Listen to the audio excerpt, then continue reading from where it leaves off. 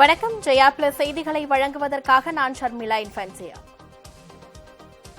விரிவான செய்திகளை பார்ப்பதற்கு முன்பாக தலைப்புச் செய்திகளை பார்க்கலாம்.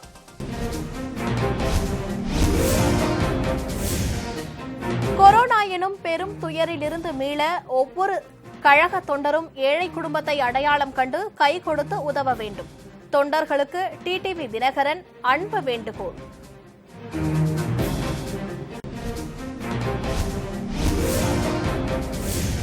சென்னையில் கொரோனா தொற்றுக்கு 373 பேர் பாதிப்பு. அதிகபட்சமாக ராயபுரத்தில் 117 பேருக்கு தொற்று உறுதி.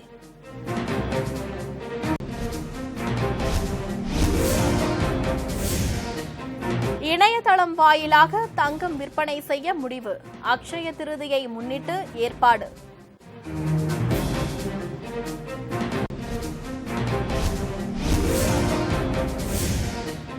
முதற்கட்ட ஊரடங்கில் 12 கோடி பேரின் வேலை வாய்ப்புகள் பறிபோனது.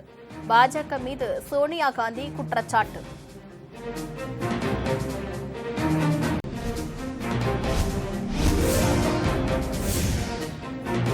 மத்திய அரசு ஊழியர்கள் மற்றும் ஓய்வூதியதாரர்களுக்கான அகவிலைப்படி உயர்வு 2021 ஜூலை மாதம் வரை நிறுத்தம். மத்திய நிதி அமைச்சகம் அறிவிப்பு.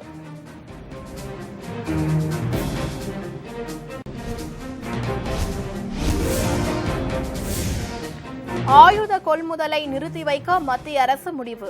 உயிர்கொல்லி கொரோனாவை எதிர்கொள்ள சிக்கன நடவடிக்கை.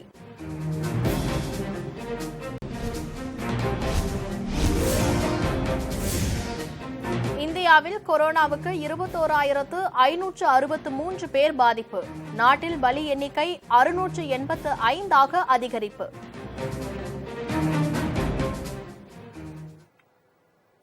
இனி விரிவான செய்திகளை பார்க்கலாம். கொரோனா எனும் பெரும் துயரிலிருந்து மீள ஒவ்வொரு அமமுக தொண்டரும் ஓர் ஏழை குடும்பத்தையாவது அடையாளம் கண்டு அவர்களுக்கு கை கொடுத்து உதவ வேண்டும் என கழக பொதுச் செயலாளர் திரு டிடிவி தினகரன் தொண்டர்களுக்கு அன்பு வேண்டுகோள் விடுத்துள்ளார். அமமுக பொதுச் செயலாளர் திரு டிடிவி தினகரன் இன்று வெளியிட்டுள்ள கடிதத்தில், கொரோனா என்னும் பெருந்தொற்று நோயால் ஒட்டுமொத்த உலகமும் பாதிக்கப்பட்டுள்ள இந்த நேரத்தில் நமது தமிழகமும் அதில் சிக்கி தவிப்பதை எண்ணி கனத்த இதயத்தோடு இக்கடிதத்தை எழுதுவதாக குறிப்பிட்டுள்ளார். கொரோனா என்னும் இக்கொடிய நோய்க்கு இன்னும் மருந்து கண்டுபிடிக்கப்படாத நிலையில் ஒருவரை ஒருவர் விலகியிருந்து சமூக விலகலை கடைபிடிப்பதே முதல் மருந்து என்னும் அறிவுரையை நீங்கள் ஒவ்வொருவரும் கடைபிடித்து வருகிறீர்கள் என்பது தமக்கு தெரியும் என குறிப்பிட்டுள்ளார். ஊரடங்கு முடியும் வரையிலும் இன்னும் சொல்லப்போனால் அதன் பிறகும் கூட சில காலத்திற்கு இந்த நெறிமுறைகளை கடைபிடிக்க வேண்டும் என திரு டிடிவி தினகரன் கேட்டுக் கொண்டுள்ளார்.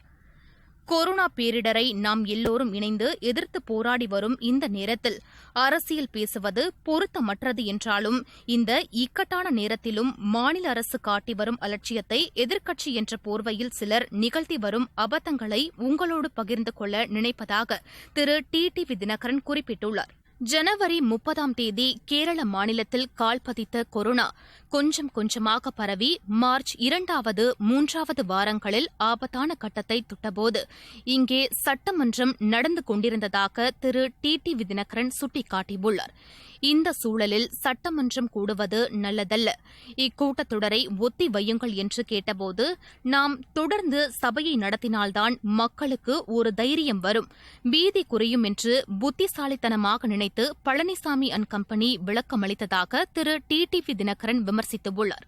சரி, சபையை தொடர்ந்து நடத்துகிறீர்கள், இங்கே வரும் உறுப்பினர்களுக்கு மாஸ்க் கொடுங்கள் என்று சில உறுப்பினர்கள் கேட்டபோது, எல்லோரும் மாஸ்க் அணிய வேண்டும் என்பதில்லை, கொரோனா எல்லோரையும் தாக்காது, கடும் நோய்களால் பீடிக்கப்பட்டிருப்பவர்கள் 70 வயதுக்கு மேலானவர்களையே அது தாக்கும் என்று அபத்தமான ஒரு விளக்கத்தை முதலமைச்சரும் சுகாதாரத்துறை அமைச்சரும் சொன்னார்கள் என திரு டிடிவி தினகரன் சுட்டிக்காட்டியுள்ளார். அவர்களே சில வாரங்களில் எல்லோரும் முகக்கவசம் அணியுங்கள், அணியாமல் வெளியே வந்தால் அபராதம் என்று அறிவித்த அவலத்தையும் நாம் கண்டோம் என திரு டிடிவி தினகரன் நினைவு கூர்ந்துள்ளார். இதுபோன்ற பேரிடர் காலங்களில் அரசு அதிகாரிகள் ஆனாலும் அதிகாரத்தில் உள்ளவர்களானாலும் அவர்கள் செய்யும் பணிகள் அனைத்தும் ஓர் அரசினுடைய கூட்டு பொறுப்பு என்ற அடிப்படை யதார்த்தம் கூட புரியாமல் எல்லாவற்றையும் தானே செய்ததாக இருக்க வேண்டும், தனக்கே பெயர் கிடைக்க வேண்டும் என்ற சுயநலத்தோடு நடந்து கொண்ட முதல்வரையும் நாம் கண்டோம் என திரு டி.டி.வி. தினகரன் குறிப்பிட்டுள்ளார். அந்த அதிகார தடுமாற்றத்தாலோ என்னவோ கொரோனா என்பது பணக்காரர்களுக்கான வியாதி, ஏழைகளுக்கு அது வராது என்பதில் ஆரம்பித்து இன்னும் 3 நாட்களில் கொரோனா நோய் தொற்றே இருக்காது என்ற அடிப்படையற்ற ஆதாரமற்ற தகவல்களை மக்களுக்கு பழனிசாமி தந்ததாக குறிப்பிட்டுள்ள திரு டி.டி.வி. தினகரன் இந்த நாள் வரை நோய் தொற்று அதிகமாகி வருகிறதே ஒழிய குறையவில்லை என தெரிவித்துள்ளார். சுகாதாரத்துறை அமைச்சர் மட்டுமே டிவியில் தலை காட்டுகிறாரே என்று நினைத்தோ என்னவோ அவரை சுமார் 15 நாட்கள் தனிமைப்படுத்தி வைத்திருந்ததையும் இந்த தமிழ்நாடு பார்த்ததாக திரு டி.டி.வி. தினகரன் குறிப்பிட்டுள்ளார். இவர்களின் இந்த அதிகார மற்றும் சுய விளம்பர மோதலால் கொரோனா சிகிச்சை பணியில் இருந்த மருத்துவர்கள் உள்ளிட்ட சுகாதார பணியாளர்களுக்கு தேவையான அடிப்படை வசதிகள் கூட கிடைக்காத நிலையை ஏற்படுத்தியவர்கள்தான் இந்த ஆட்சியாளர்கள் என திரு டி.டி.வி. தினகரன் குற்றம் சாட்டியுள்ளார். விளைவு 10க்கும் மேற்பட்ட மருத்துவர்கள் உள்ளிட்ட சுமார் 30 சுகாதார பணியாளர்கள் இதுவரை கொரோனா நோய் தொற்றுக்கு ஆளாகி இருக்கிறார்கள் என திரு டி.டி.வி. தினகரன் சுட்டிக்காட்டியுள்ளார். கொரோனாவால் பாதிக்கப்பட்ட நபர்களை சொந்த உறவுகளே நெருங்க தயங்கும் நேரத்தில் அவர்களை நெருங்கி சிகிச்சை அளிக்கும் உன்னதமான பணியில் ஈடுபட்டிருப்பவர்கள் மருத்துவர்கள் என திரு டி.டி.வி. தினகரன் குறிப்பிட்டுள்ளார். அவர்களில் ஒருவர் மரணமடைந்தபோது அவரது உடலை தங்கள் பகுதியில் அடக்கம் செய்ய மக்கள் புரிதலின்றி எதிர்ப்பு தெரிவித்த உடனே அரசு எச்சரிக்கை அடைந்து அது பற்றி விழிப்புணர்வை மக்களுக்கு ஏற்படுத்தி இருக்க வேண்டும். ஆனால் அதை செய்ய தவறியதால் அடுத்தடுத்து 2 மருத்துவர்களின் இறுதி அடக்கமும் வேதனை தரும் வகையில் நடந்தேறியதை நாம் கண்டோம் என திரு டி.டி.வி. தினகரன் சுட்டிக்காட்டியுள்ளார். குறிப்பாக இந்த பழனிசாமி அரசின் உச்சபட்ச அலட்சியத்தால் மருத்துவர்கள் சைமனின் உடல் அடக்கத்தின்போது நடந்த நிகழ்வுகள் அகில இந்திய அளவில் தமிழகத்திற்கு தலைக்குனிவை ஏற்படுத்தி அதன் காரணமாக இந்திய மருத்துவர்கள் சங்கம் நாடு தழுவிய போராட்டத்திற்கு அழைப்பு விடுக்கும் அளவுக்கு போனதையும் நாம் கண்டோம் என திரு டி.டி.வி. தினகரன் நினைவு கூர்ந்துள்ளார். மருத்துவர்களுக்கு போதிய பாதுகாப்பு உடைகள் இல்லை என்ற கூக்குரல் கண்டு கொள்ளப்படாத நிலையில் அவர்கள் அணிய வேண்டிய பாதுகாப்பு உடைகளை அணிந்து கொண்டு பத்திரப்பதிவு அலுவலக ஊழியர்கள் போட்டோவுக்கு போஸ் கொடுத்ததை கண்டு அழுவதா சிரிப்பதா என்றே தெரியவில்லை என திரு டி.டி.வி. தினகரன் குறிப்பிட்டுள்ளார். பத்திரப்பதிவு மூலம் அரசுக்கு வருவாய் வரும் என்பதை மறுப்பதற்கு இல்லை. ஆனால் ஊரடங்கை மே மாதம் 3ஆம் தேதி வரை நீட்டித்து உத்தரவிட்டுவிட்டு அதற்கு முன்பாக ஏப்ரல் 20 முதல் பத்திரப்பதிவு அலுவலகங்கள் செயல்படும் என்று அறிவித்தது ஏற்புடையதா என அவர் கேள்வி எழுப்பியுள்ளார்.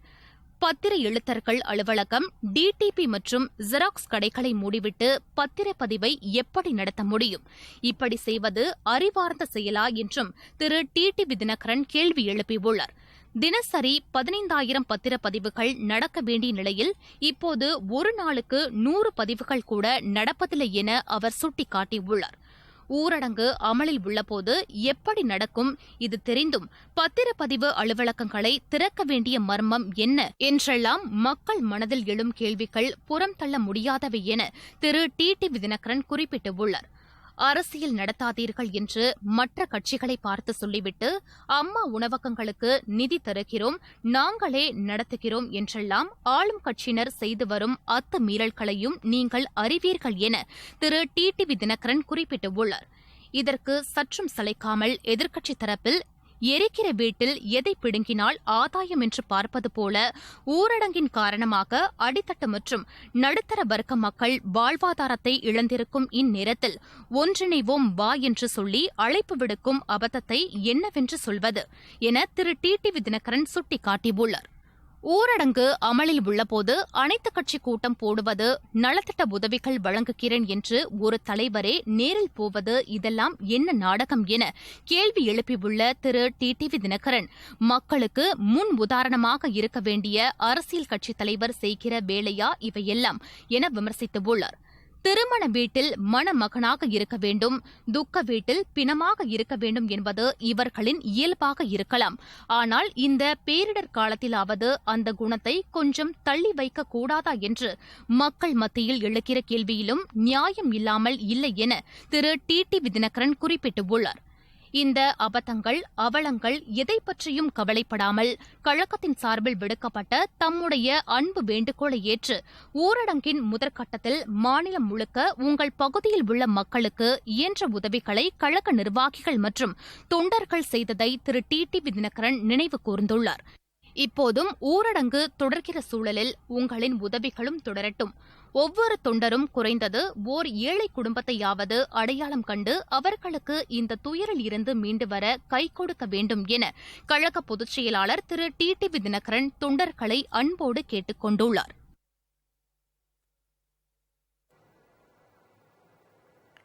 தமிழகத்தில் ஊரடங்கை மீறியவர்களிடம் வசூலிக்கப்பட்ட அபராத தொகை 2,68,00,000 ரூபாயை தாண்டியுள்ளது. தமிழகம் முழுவதும் ஊரடங்கை மீறியவர்கள் மீது எடுக்கப்பட்ட நடவடிக்கை விவரங்களை காவல்துறை வெளியிட்டுள்ளது. இதுவரை 2,85,150 பேர் கைது செய்யப்பட்டு ஜாமீனில் விடுவிக்கப்பட்டுள்ளதாக காவல்துறை தெரிவித்துள்ளது. ஊரடங்கை மீறியதாக 2,68,537 வழக்குகள் பதிவு செய்யப்பட்டுள்ளதாகவும் 2,39,770 வாகனங்கள் பறிமுதல் செய்யப்பட்டுள்ளதாகவும் தெரிவிக்கப்பட்டுள்ளது. ஊரடங்கு கட்டுப்பாடுகளை மீறி வெளியே சுற்றியவர்களிடம் 2,68,30,954 ரூபாய் அபராதமாக வசூலிக்கப்பட்டுள்ளதாகவும் தமிழக காவல்துறை தெரிவித்துள்ளது.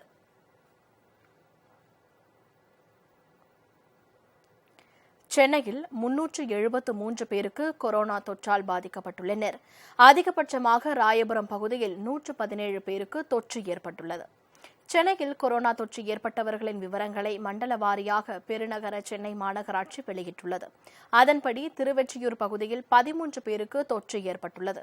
மணலியில் ஒருவருக்கும், மாதவரத்தில் 3 பேருக்கும், தண்டையார்பேட்டையில் 46 பேருக்கும் நோய் தொற்று ஏற்பட்டுள்ளது. ராயபுரத்தில் 117 பேரும், திருவிக நகரில் 46 பேரும் கொரோனாவால் பாதிக்கப்பட்டுள்ளனர். அம்பத்தூரில் ஒருவருக்கும், அண்ணா நகரில் 32 பேருக்கும், தேனாம்பேட்டையில் 44 பேருக்கும், கோடம்பாக்கத்தில் 36 பேருக்கும் கொரோனா தொற்று ஏற்பட்டுள்ளது. வலசரவாக்கத்தில் 10 பேருக்கும், ஆலந்தூர் அடையாறில் 7 பேருக்கும், பெருங்குடியில் 8 பேருக்கும் நோய் தொற்று ஏற்பட்டுள்ளது. சோழிங்கநல்லூரில் 2 பேருக்கும் கொரோனா தொற்று ஏற்பட்டுள்ளதாக பெருநகர சென்னை மாநகராட்சி தெரிவித்துள்ளது.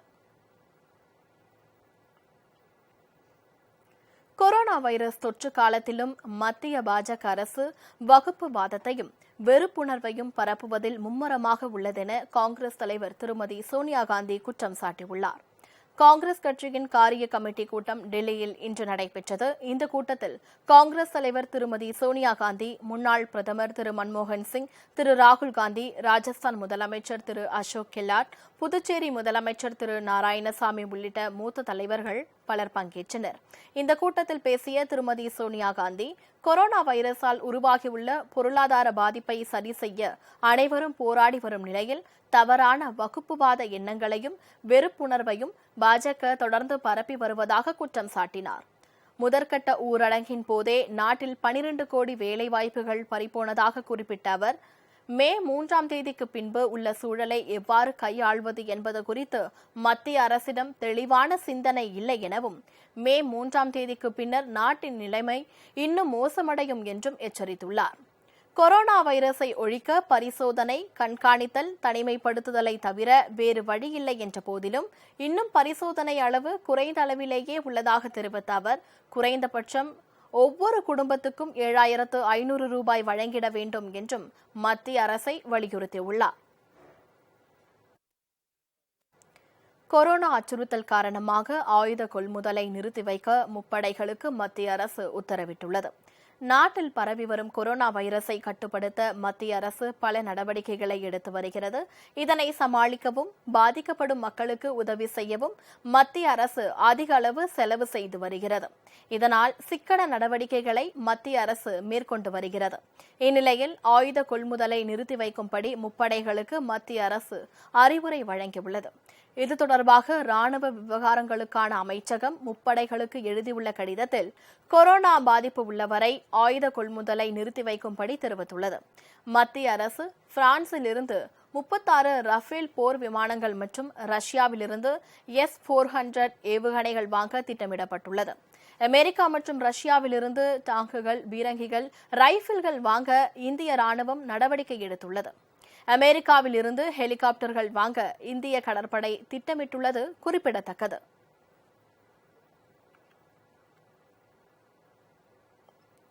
மத்திய அரசு ஊழியர்கள் மற்றும் ஓய்வூதியதாரர்களுக்கான அகவிலைப்படி உயர்வை 2021 ஜூலை வரை நிறுத்தி வைப்பதாக மத்திய நிதி அமைச்சகம் தெரிவித்துள்ளது. இதனால் 48 லட்சம் மத்திய அரசு ஊழியர்கள் மற்றும் 65 லட்சம் ஓய்வூதியதாரர்கள் பாதிக்கப்படுவர்.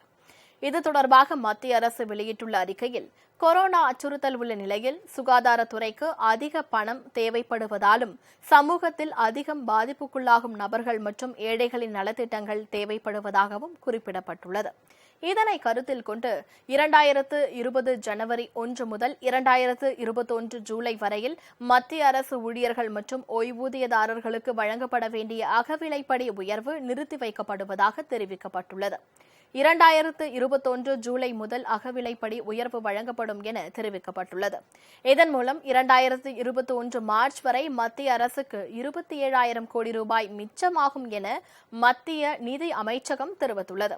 மத்திய அரசின் இந்த நடவடிக்கை மூலம் 48 லட்சம் மத்திய அரசு ஊழியர்கள் மற்றும் 65 லட்சம் ஓய்வூதியதாரர்கள் பாதிக்கப்படுவார்கள் என தெரிவிக்கப்பட்டுள்ளது.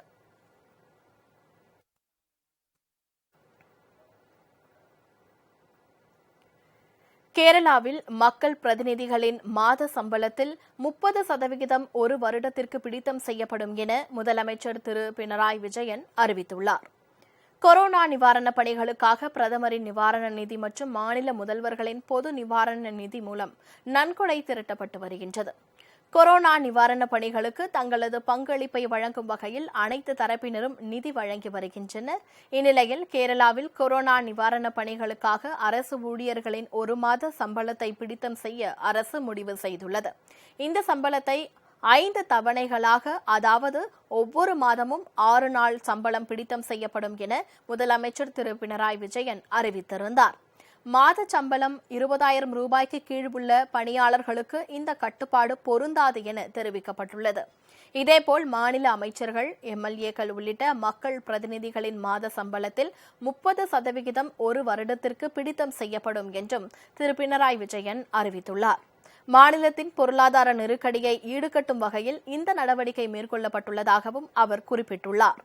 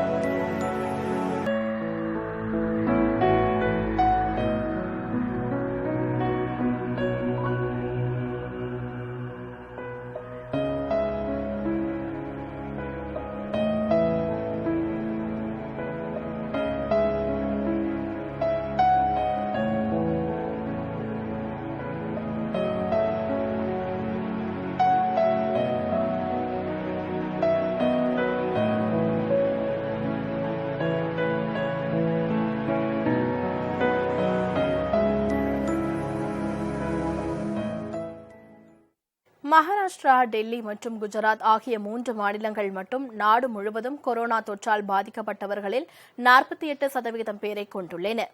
நாடு முழுவதும் 32 மாநிலங்களில் உள்ள 430 மாவட்டங்களில் கொரோனா பாதிப்பு கண்டறியப்பட்டுள்ளது. இதுவரை 21,000க்கும் மேற்பட்டோர் கொரோனா வைரஸ் தொற்றால் பாதிக்கப்பட்டுள்ளனர். இவர்களில் 48% பேர் மகாராஷ்டிரா, டெல்லி மற்றும் குஜராத் ஆகிய 3 மாநிலங்களைச் சேர்ந்தவர்கள் ஆவர். இந்த 3 மாநிலங்களோடு மத்திய பிரதேசம், ராஜஸ்தான் மற்றும் தமிழ்நாடு ஆகிய 3 மாநிலங்களையும் சேர்த்தால் 78% கொரோனா பாதிப்பு இந்த 6 மாநிலங்களில் மட்டும் பதிவாகியுள்ளது. நாடு முழுவதும் ஊரடங்கு அமலில் உள்ள நிலையில் மத்திய சுகாதாரத்துறை வெளியிட்டுள்ள தகவலின்படி கொரோனா பாதிப்பிலிருந்து குணமடைந்தோர் விகிதம் அதிகரித்து வருகிறது. கடந்த வாரம் 9.9% இருந்த குணமடைந்தோர் வீதம் இந்த வாரம் 17.48 அதிகரித்துள்ளது. மேலும் நோய் தொற்று இரட்டிப்பாகும் விகிதமும் அதிகரித்து வருகிறது. 3-4 தினங்களில் இரட்டிப்பாகி வந்த நோய் தொற்று தற்போது 7.5 உயர்ந்துள்ளது. இருப்பினும் கொரோனா வைரஸ் பாதிப்பு கட்டுக்குள் வந்த நாடுகளில் நோய் தொற்று மீண்டும் அதிகரிக்கும் எனவும் இந்த வைரஸ் நீண்ட நாட்கள் நம்மோடு பயணிக்கும் எனவும் உலக சுகாதார அமைப்பு எச்சரிக்கை விடுத்துள்ளது குறிப்பிடத்தக்கது.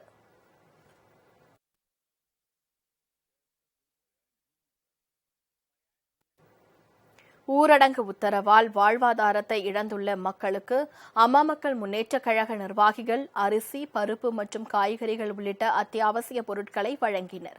தென் சென்னை தெற்கு மாவட்ட கழகம் சார்பில் சைதாப்பேட்டை பகுதி 171வது வட்டம் வெங்கடாபுரம் பகுதியில் உள்ள பொதுமக்களுக்கு கழகத்தினர் அத்தியாவசிய பொருட்களை வழங்கினர். பொதுக்குழு உறுப்பினர் திரு சாரதி தலைமையில் நடைபெற்ற நிகழ்ச்சியில் கழக கொள்கை பரப்பு செயலாளர் செல்வி CR சரஸ்வதி, தென் சென்னை தெற்கு மாவட்ட கழக செயலாளர் விருகை திரு TS கண்ணன், சைதாப்பேட்டை பகுதி கழக செயலாளர் கோட்டூர்புரம் திரு கந்தன் ஆகியோர் பொதுமக்களுக்கு உணவு தொகுப்பு மற்றும் முகக்கவசங்களை வழங்கினர். இந்த நிகழ்ச்சியில் கழக நிர்வாகிகள் பலர் கலந்து கொண்டனர். அக்ஷய திருதியை முன்னிட்டு நகை கடைகள் இணையதளம் வாயிலாக தங்கம் விற்பனை செய்ய திட்டமிட்டுள்ளன. அக்ஷய திருதியை தினத்தில் தங்கம் வாங்கினால் செல்வம் பெருகும் என்ற நம்பிக்கை சமீப ஆண்டுகளில் மக்களிடம் அதிகரித்துள்ளது. இதனிடையே வரும் 26ஆம் தேதி அன்று அக்ஷய திருதியை வருகிறது. கொரோனா தடுப்பு நடவடிக்கையாக மே மாதம் 3ஆம் தேதி வரை தேசிய ஊரடங்கு நீட்டிக்கப்பட்டுள்ளதால் நகை கடைகள் திறக்க முடியாத நிலை ஏற்பட்டுள்ளது. இந்த நிலையில் அக்ஷய திருதியை முன்னிட்டு நகை கடைகள் இணையதளம் வாயிலாக நகைகளை விற்பனை செய்ய முடிவு செய்துள்ளன. அதன்படி இணையதளத்தில் தங்கம் வாங்கும் தேதியில் என்ன விலை நிலவுகிறதோ அந்த விலைக்கு பணம் செலுத்த வேண்டும். அதற்கான ஆவணம் வீட்டிற்கு அனுப்பப்படும். ஊரடங்கு விலக்கிக் கொள்ளப்பட்டு நகைக்கடைகள் திறக்கப்பட்டதும் அந்த ஆவணத்தை காண்பித்து தங்கத்தை பெற்றுக் கொள்ளலாம் என தெரிவிக்கப்பட்டுள்ளது. விழுப்புரத்தில் ஊரடங்கு காரணமாக வறுமையில் வாடும் இரும்பு பட்டறை தொழிலாளர்கள் 30,000 பேருக்கு அரசு அறிவித்த 1000 ரூபாய் நிவாரண உதவித்தொகை இதுவரை வழங்கப்படவில்லை என குற்றம் சாட்டியுள்ளனர். விழுப்புரத்தை பொறுத்த வரைக்கும் இங்கே ஒரு 120 ஒர்க் ஷாப்புக்கு மேலே இருக்குது. கிட்டத்தட்ட 3000 குடும்பங்களுக்கு மேலே இதை நம்பி வாழ்ந்துட்டு இருக்கிறாங்க. விழுப்புரம் மாவட்டம்னு எடுத்துக்கிட்டிங்கன்னா ஒரு 2000க்கும் மேற்பட்ட கிரில் உற்பத்தியாளர்கள் இந்த தொழில் செய்கிறவங்க இருக்கிறாங்க. ஒரு 30,000க்கும் மேற்பட்ட தொழிலாளிகள் இந்த வேலையை நம்பி இருக்கிறாங்க. தினமும் தேவைப்படுற ஒரு உணவுப் பொருளை கூட வாங்க வரத்துக்கு முடியாத ஒரு சூழ்நிலையில் இந்த தொழிலாளிகள்லாம் ரொம்பவும் சிரமத்தில் இருக்கிறாங்க. உடனடி நிவாரணமாவது அவங்களுடைய அடிப்படை தேவைகளை பூர்த்தி செய்கிற மாதிரி ஏதாவது ஒரு உதவித்தொகையை அவங்களுக்கு தர வேண்டும் என்பது எங்களுடைய தாழ்மையான ஒரு கோரிக்கை. ஒரு 1500 பேருக்கு மேலே குடும்பங்கள் இதனால் பாதிக்குது. இந்த 21 நாள் அந்த கொரோனாவில் இது மாதிரி பண்ணி லாக் பண்ணிவிட்டு எதுவும் திறக்க முடியாமல் இருக்கிறதால மிகவும் எல்லோரும் கஷ்டப்பட்டுன்னு இருக்கிறோம். பொதுவாகவே ஒரு வருஷமாகவே மணல் இல்லாமல் தொழில் பில்டிங் கட்டுற வேலையே எல்லா இடத்துலையும் கம்மியாகிடுது.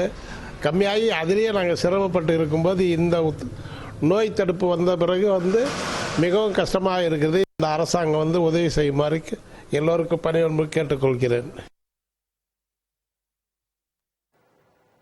புதுச்சேரியில் முதலமைச்சர் திரு நாராயணசாமி மற்றும் சட்டமன்ற உறுப்பினர்களுக்கு கொரோனா பரிசோதனை நடைபெற்றது. புதுச்சேரியில் சட்டமன்ற உறுப்பினர்களுக்கு கொரோனா நோய் தொற்று உள்ளதா என கண்டறிய சிறப்பு பரிசோதனை முகாம் சட்டமன்ற கமிட்டி அறையில் ஏற்பாடு செய்யப்பட்டிருந்தது. இதில் முதலமைச்சர் திரு நாராயணசாமி, சபாநாயகர் திரு சிவக்கொழுந்து மற்றும் சட்டமன்ற உறுப்பினர்களுக்கு கொரோனா பரிசோதனை செய்யப்பட்டது. இதன் முடிவுகள் நாளை தெரியவரும் என சுகாதாரத்துறை இயக்குநர் திரு மோகன்குமார் தெரிவித்தார். கொரோனா பரிசோதனை செய்து கொண்ட சட்டமன்ற உறுப்பினர் திரு ஜெயமூர்த்தி தன்னை பரிசோதனை செய்த மருத்துவர்களின் காலில் விழுந்து நன்றியை தெரிவித்தது காண்போரை நிகழ்ச்சியில் ஆழ்த்தியது. உயிரை பொருட்படுத்தாமல் தியாகம் பண்ணுறாங்க, எல்லோரும் ரெஸ்ட் எடுக்கிறாங்க. அவங்களும் தொத்தலாம் போகலாம், இருந்தாலும் அவருடைய மருத்துவ படிப்பு அந்த உயர்ந்தது போல் சேவை நல்லா செய்கிறாங்க. திருவள்ளூர் அருகே தனியார் மருத்துவக் கல்லூரியில் தனிமைப்படுத்தப்பட்டிருந்த 32 பேர் 28 நாட்கள் கண்காணிப்பில் இருந்த நிலையில் கொரோனா தொற்று இல்லை என உறுதி செய்யப்பட்டதை அடுத்து அவர்கள் வீட்டிற்கு அனுப்பி வைக்கப்பட்டுள்ளதாக மாவட்ட ஆட்சியர் திருமதி மகேஸ்வரி ரவிக்குமார் தெரிவித்துள்ளார். திருவள்ளூர் மாவட்டத்தில் கிட்டத்தட்ட 1173 நபர்களுக்கு பரிசோதனை செய்யப்பட்டு அதில் 973 நபர்கள் மாதிரி பரிசோதனைகளில் தொற்று இல்லை என்று கண்டறியப்பட்டுள்ளது. மீதம் ஒரு 99 சாம்பிள் நமக்கு ரிசல்ட் அவைக்க மொத்தமாக 50 நபர்கள் பாசிட்டிவ் அப்படின்னு வந்திருக்கு. அந்த 50 நபர்களில் குணமடைந்து வீடு திரும்பி இருக்கிற நபர்கள் கிட்டத்தட்ட 13 நபர்கள் வீடு திரும்பி இருக்கிறார்கள் என்பது மிகவும் சந்தோஷமான ஒரு விஷயம். அது மட்டும் அல்லாமல் ஏற்கனவே வெளிநாடுகளுக்கு சென்று திரும்பியவர்கள் மற்றும் டெல்லி சென்று திரும்பியவர்கள், வேறு மாவட்டங்களில் மாநிலங்களில் இருந்து வந்தவர்கள், அந்த மாதிரி அடிப்படையில் குவாரண்டைன் பகுதியில் தங்க வைக்கப்பட்ட நபர்கள் நம்ம டிடி மருத்துவமனையில் 32 நபர்கள் இருந்தாங்க. அவங்க 32 பேருக்கும் நம்ம 3 முறை இது வரைக்கும் டெஸ்ட் பண்ணியிருக்கோம். அதில் 3ஆவது முறையும் நெகட்டிவ் அவர்களும் வீடுகளுக்கு சென்றுள்ளார்கள் என்பது ஒரு மிக. இத்துடன் செய்திகள் நிறைவடைந்தன. அடுத்தடுத்த நிகழ்வுகளுக்கு தொடர்ந்து பாருங்கள் ஜெயா பிளஸ் செய்தி சேனலை.